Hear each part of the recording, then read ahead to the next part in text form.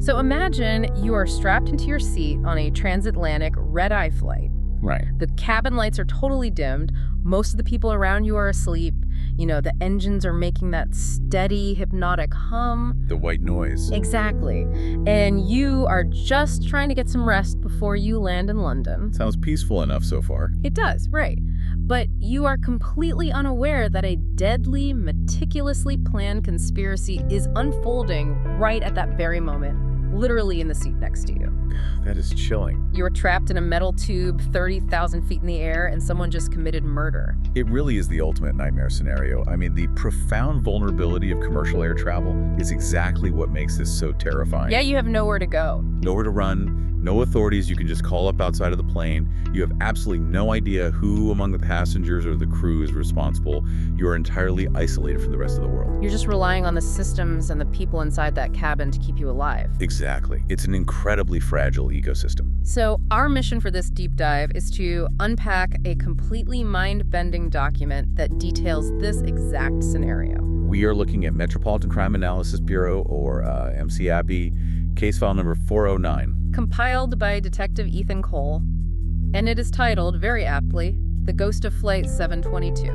And we should probably warn you right up front. The events detailed in case file 409, they read remarkably like the script of a Hollywood thriller. They really do. It feels like a movie. Right, but everything we're going to explore is meticulously documented in Detective Cole's report. It is a terrifyingly real case study. We're talking corporate greed, sophisticated digital hijacking, and extreme calculated vengeance. It has all the elements of a dark, cinematic true crime story. But it happened. So let's set the scene based on Ethan Cole's MCAB timeline. The setting is Flight 722, which is just a standard red-eye journey from New York to London. Nothing out of the ordinary on the manifest. Right. It's late, the cabin is quiet, the flight has reached cruising altitude, and then, without warning, the peace of the flight is just violently shattered. A high-profile passenger named David Ross, who is this prominent hedge fund manager, he suddenly begins to convulse. And he is killed right there in his seat. Now, the initial assessment by the people sitting nearby might suggest a sudden medical event, maybe a massive cardiac arrest or an aneurysm. Right, people don't immediately jump to murder on an airplane. Exactly. But Detective Cole's autopsy reports and the subsequent investigation prove this was a highly sophisticated, targeted assassination. It's the classic locked room murder mystery. But elevated to 30,000 feet in a pressurized cabin. Okay, let's unpack this. Because the weapon used here is something straight out of an espionage dossier, but absolutely terrifying in its real-world mechanical application. The assassin utilized a pressurized neurotoxin needle. And the file explains that they didn't simply, walk up and inject him. This needle was integrated directly into the infrastructure of Ross's seat cushion. Which is insane. The logistics outlined in Detective Cole's report regarding that weapon are just staggering. Yeah, think about what it takes to pull that off. To execute this, an operative had to know exactly which flight David Ross was taking. They had to know his exact seat assignment. Which changes all the time. Right. And they had to gain physical access to the aircraft while it was grounded, somehow completely bypass airport security protocols, dismantle that specific seat cushion, install a microhydraulic trigger mechanism connected to a lethal neurotoxin, and then reassemble the whole seat. Without leaving a single visual anomaly for the cleaning crew or the flight attendants to notice. It's a dark art of engineering. And Detective Cole's technical schematics in the file show the trigger was calibrated with a digital weight sensor. That detail is wild. It was designed so perfectly that it only deployed when a mass matching Ross's specific weight profile settled into the seat during the flight. So if a lighter passenger had taken that seat by mistake, nothing would have happened. Exactly. It is incredibly chilling. However, the perpetrators failed to account for one massive wildcard in the passenger manifest. And this is where the dynamic of the whole situation shifts. Right. Sitting just a few rows away on this specific flight are Marcus Reed and Jax Miller, two off-duty MCAB agents. According to Detective Cole's debriefing transcripts, they are highly trained operatives.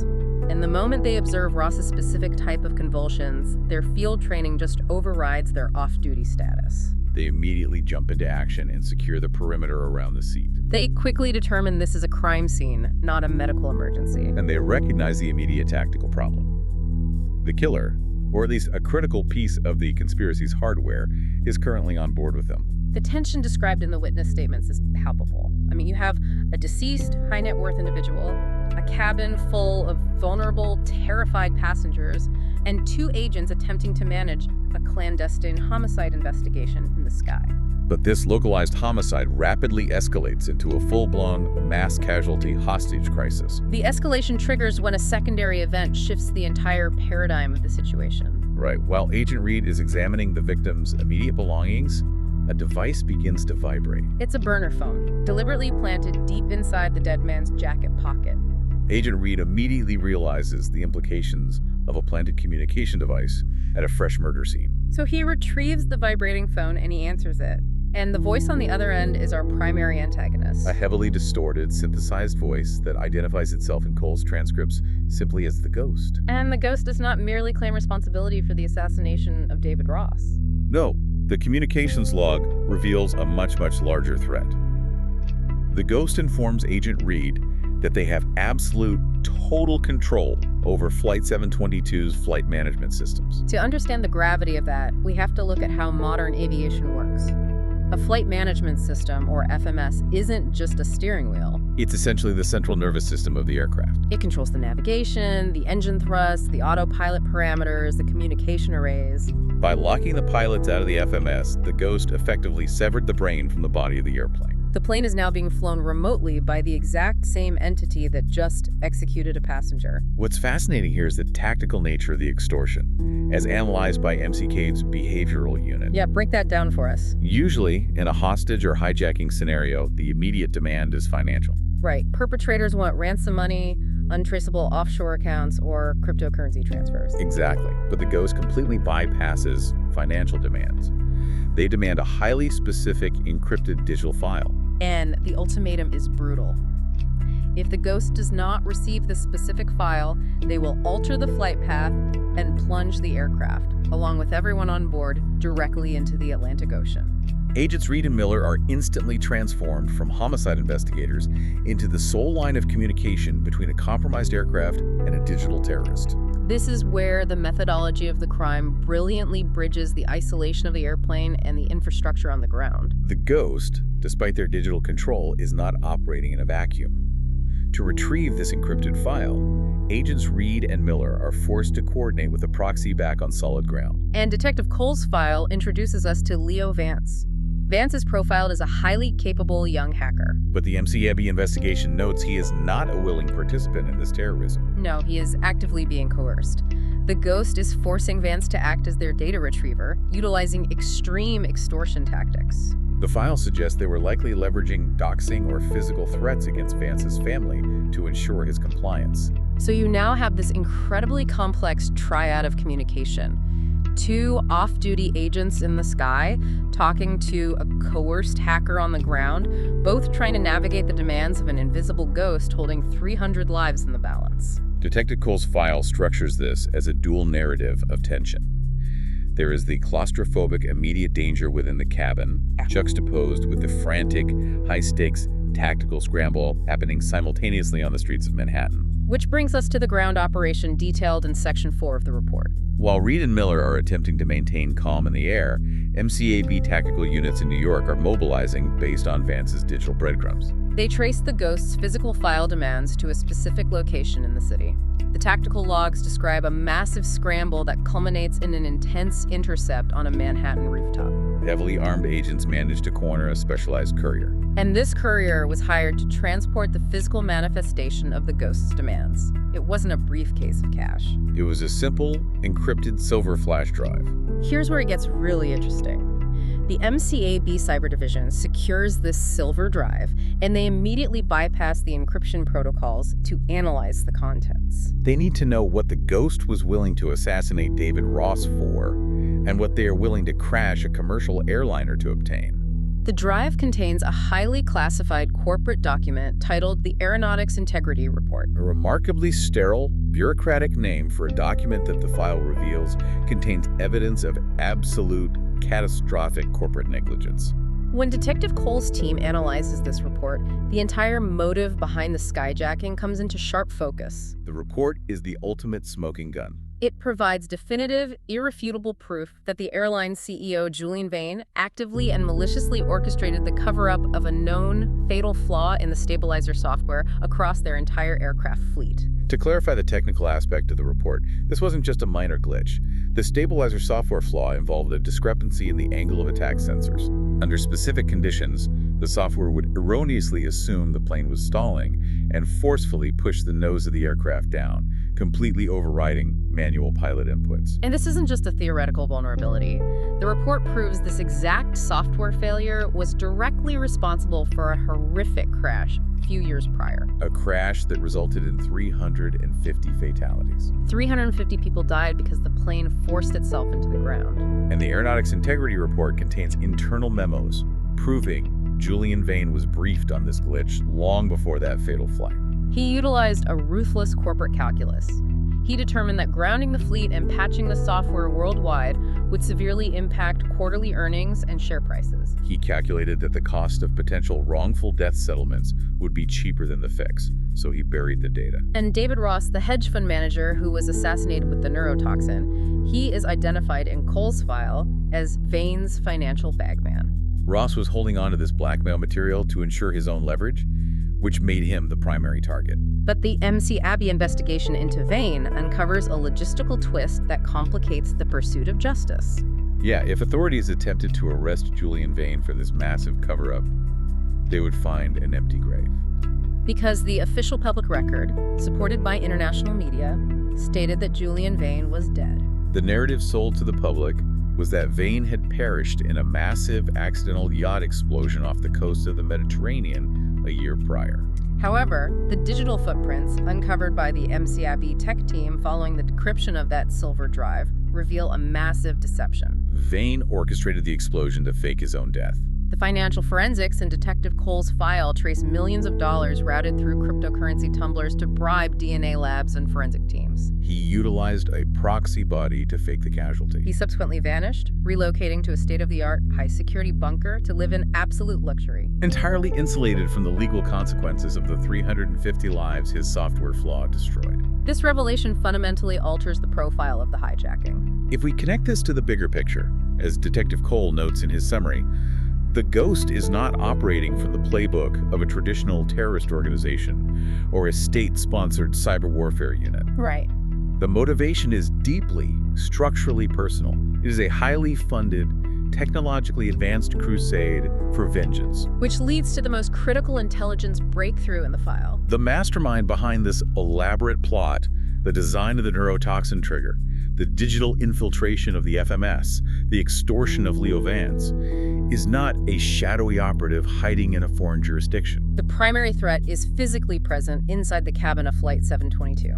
The architect of the entire operation is identified as Sarah Jenkins. And the case file notes that Sarah Jenkins is currently actively serving as the lead flight attendant on the very flight she has hijacked. The psychological profile required to execute this is deeply unsettling. She is performing her duties, walking the aisles, checking overhead bins, interacting with passengers, serving beverages, all while possessing the digital access codes that could send every person she is looking at plummeting into the Atlantic. To comprehend her actions, the file delves into her background, uncovering a motive rooted in systemic injustice and profound tragedy. We discussed the previous crash caused by the faulty stabilizer software, the one Julian Vane covered up, resulting in 350 deaths. The lead pilot of that doomed flight was Sarah Jenkins' older brother. The crash investigation records show that because Vane's corporation successfully suppressed the telemetry data proving the software malfunctioned, the official aviation authority investigation defaulted to the easiest explanation: pilot error.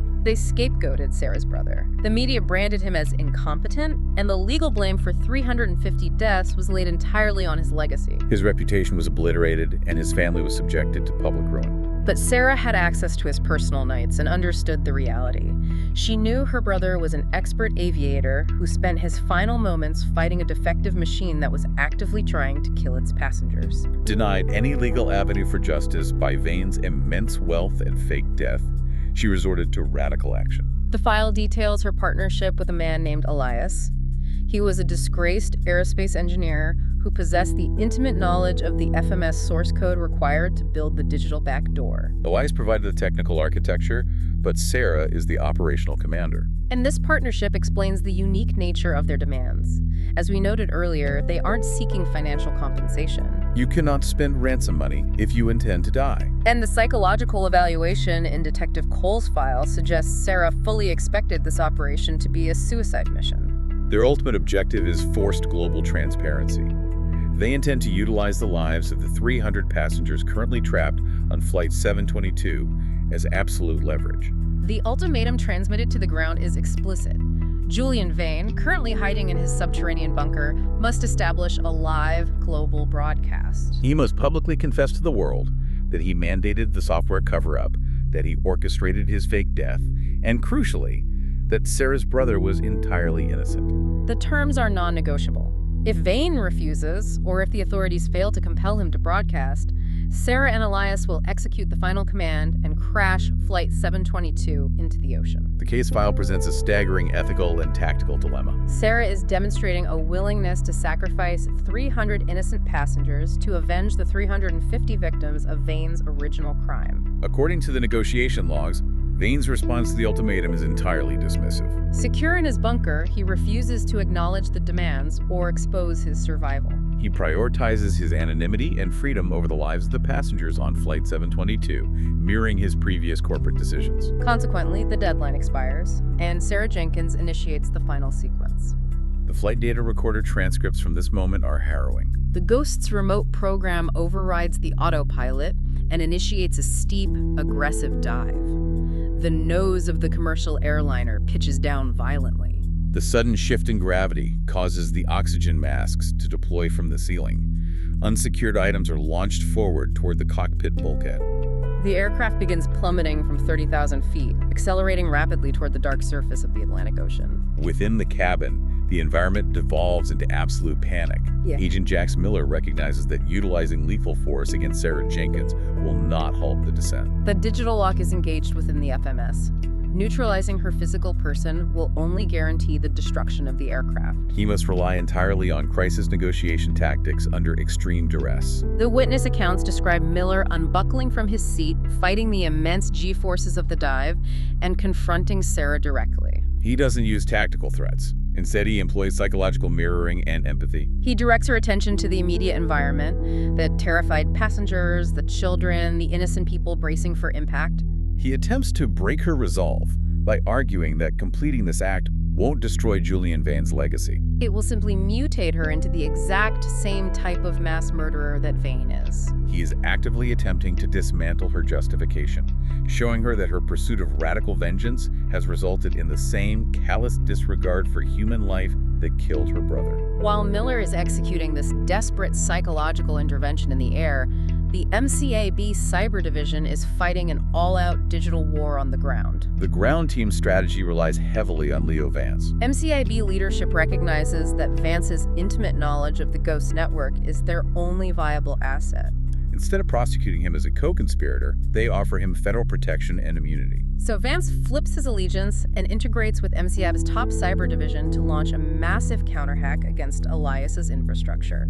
The technical logs describe Vance utilizing a technique known as packet injection. He is attempting to flood the satellite uplink, connecting the aircraft to Elias's server with priority override commands, trying to smash through the firewall and force the FMS to reboot into a manual state. It is a literal race against terminal velocity. And terminal velocity is the point where the speed of a falling object is so great that the air resistance equals the pull of gravity.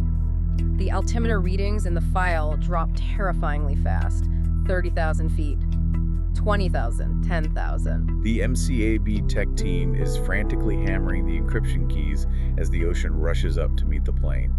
It's an incredible documentation of parallel action. You have Miller trying to verbally extract the manual override code from Sarah, while Vance attempts to digitally sever the connection from a terminal in Manhattan. The file confirms that Vance's packet injection finally succeeds. The ground team manages to crash Elias's server loop, override the Ghost's encryption, and instantly restore manual control to the cockpit. The pilots, who had been fighting the locked yokes the entire time, suddenly regain authority over the control surfaces. They pull back aggressively to level the aircraft. The telemetry data shows they regained control at exactly 4,000 feet above sea level. Given the speed of their descent, 4,000 feet equates to mere seconds before catastrophic impact. The structural stress placed on the airframe during that pull-up maneuver approached the absolute maximum tolerances of the metal, but the aircraft held together. The plane successfully levels off, alters its heading, and makes a priority emergency landing at the nearest viable airstrip. The passengers survive, the immediate hijacking is thwarted, and the aircraft is secured. However, the resolution of Case File 409 extends far beyond the tarmac. The Aeronautics Integrity Report, recovered from the Silver Drive, is now in the possession of federal authorities, fundamentally shifting the landscape of the investigation. So what does this all mean for the people involved? Armed with the decryption of Vane's financial logistics, MCAB tactical teams locate the precise coordinates of Julian Vane's hidden bunker. They execute a multi-agency breach of the compound, apprehending the supposedly deceased CEO. The legal documentation of the file indicates he is subsequently charged with 350 counts of manslaughter, massive corporate fraud, and obstruction of justice. Regarding Sarah Jenkins and Elias, the legal outcome is equally severe. Despite the tragic context of their motivations, they conspired to hijack a commercial aircraft and utilize terror tactics against 300 civilians. The file concludes with their federal indictment and incarceration. The successful resolution of the immediate threat is a testament to the capabilities of Detective Ethan Cole and the MCAB agents. But the broader implications of Case File 409 generated shockwaves far beyond criminal indictments. This raises an important question, and it is the focal point of the societal analysis section of Cole's report. The exposure of Julian Vane's actions sparked an intense global debate regarding the systemic failures of corporate accountability, particularly within industries that self-regulate safety standards. The public was forced to confront the reality of how easily profit margins can be prioritized over human safety, and how vast wealth can be weaponized to bypass legal consequences and manipulate official investigations. The Aeronautics Integrity Report laid bare the terrifying fragility of the trust we place in these massive regulatory systems. Every time a passenger boards a flight, they are placing blind faith in the integrity of the software, the rigorous enforcement of safety regulations, and the ethics of the corporate executives overseeing manufacturing. Julian Vane proved that this faith can be exploited with fatal results, highlighting a massive vulnerability in global aviation, cybersecurity, and corporate oversight. It forces a reevaluation of how many other critical safety flaws might be hidden behind non-disclosure agreements in teams of corporate lawyers. And it leaves us with an incredibly complex ethical scenario regarding the actions of Sarah Jenkins. The analytical dilemma presented in the file is when the established systems of justice and corporate regulation fail so catastrophic, and the perpetrators possess the resources to literally erase themselves from existence. What are the boundaries of forcing the truth? Does Sarah Jenkins' willingness to utilize the lives of 300 innocent people as leverage to expose a covered-up mass murder invalidate her pursuit of justice? Or does the absolute failure of the legal system to hold Julian Vane accountable inevitably breed this kind of radical, extreme retaliation? It is a complex, unsettling question to consider the next time you find yourself boarding an aircraft, in trust of your safety to the invisible software and the corporate entities that control it. Keep questioning the structures around you, demand transparency from the systems you rely on, and we'll catch you on the next deep dive.